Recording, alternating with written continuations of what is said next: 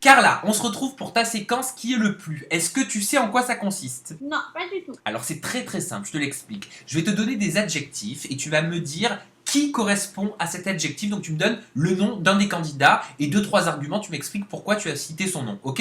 D'accord. Allez, on commence avec qui est le plus faux pour toi dans l'aventure. Le plus faux. Ah ouais, Rawel, pourquoi? parce que je pense qu'elle est mythomane.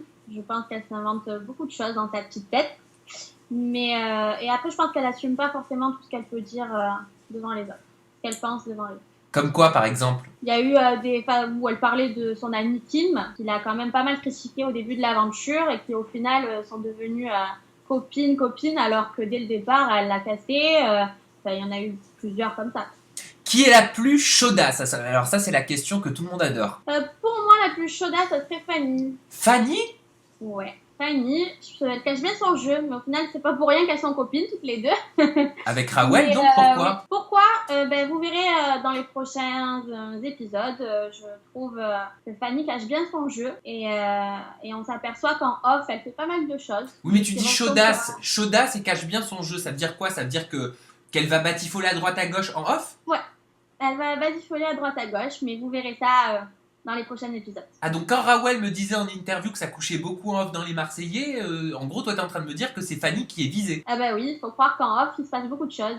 Et, Même ceux qui sont pas en couple, hein, pour le coup. et donc Fanny est concernée selon toi? Fanny est bien concernée. Je pense qu'elle y est dans les premières. En regardant W9, est-ce qu'on saura avec qui elle a batifolé? Oui, vous inquiétez pas. Ah bon bah ça c'est cool, au moins tu nous mets l'eau à la bouche. Qui est le ou la plus narcissique? Julien. Ah oui, son prénom il est déjà ressorti. Pourquoi Julien? Julien, il aime bien se regarder, il aime bien avoir qu'on le regarde, qu'on s'occupe de lui, que ce soit le premier dans les histoires. Mais c'est Julien, on l'adore comme il est, donc il n'y a pas de souci.